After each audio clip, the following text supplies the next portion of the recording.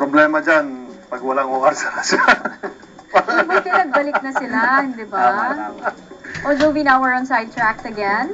Ang More pag-uusapan natin Halloween sa videos. huling edisyon nga nitong special natin sa Halloween ay yung mga nakakatakot doon na lugar dito sa Pilipinas. Marami yan. Tama ka. Based on the contributions of people who joined the forum on haunted houses over at cityscraper.com, ito ang mga pinaka-nakakatakot na lugar sa Pilipinas. Teachers camp sa Baguio City. Actually, parte na lang ito ng charm ng lugar na yan, ginagamit pa sa tourist camp-on. At kasama rin dyan yung Diplomat Hotel sa Baguio City, ang Old Hospital sa Clark, Pampanga, ang Corregidor Island, the Manila City Hall, kasi korting kabaong daw yun, nakita nyo nga sa picture, at ang Manila Film Center, sabi mo.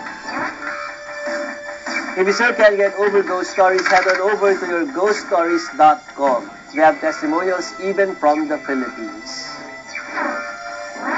If you want to look at paranormal or ghost pictures, puntahan naman ninyo ang ghoststudy.com. May mga litrato din mula sa Pilipinas doon. Kayo na ang bahala kung gusto nyo itong paniwalaan o hindi.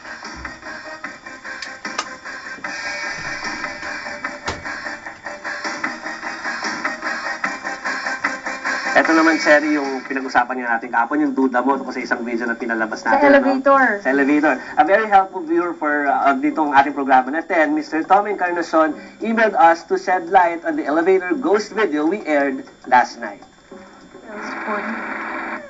And just like the explanation of 3 men and a baby kid ghost that we featured Tuesday night, there's also an explanation about the grandma ghost video na pinalabas natin kagabi. This is the one. Hindi sa multo sa elevator, kundi isang ploy para ipaalala sa mga empleyado na hindi laging maganda na nag-overtime sa trabaho. Tinatakot nila, parang maging quality daw yung job pag daytime.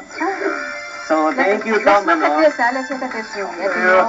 Yeah, talaga palang ginawa yung video para takutin yung mga empleyado sa building nila. Mabuti pa sila, ha? They don't encourage, overtime.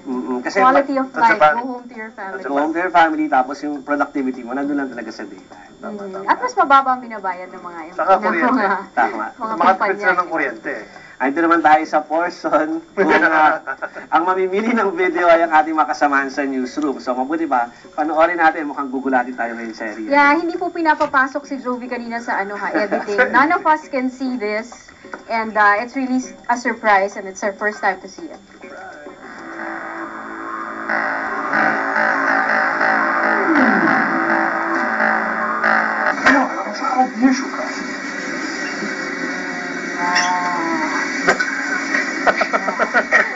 Natawa daw tayo.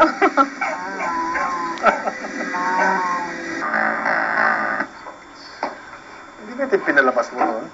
Diba?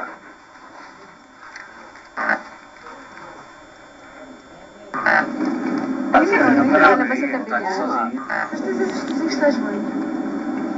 Não queres beber nada? Ali água? Same. Ali água? Brigida.com. We have water.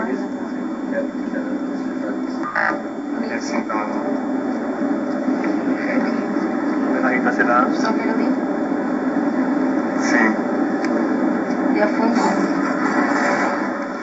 Foi ali que eu tive um acidente.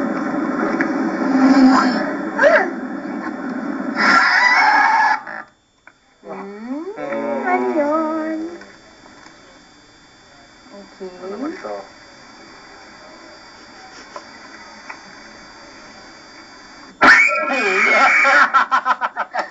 Ayun na mga sinasabi ko sa'yo. Okay.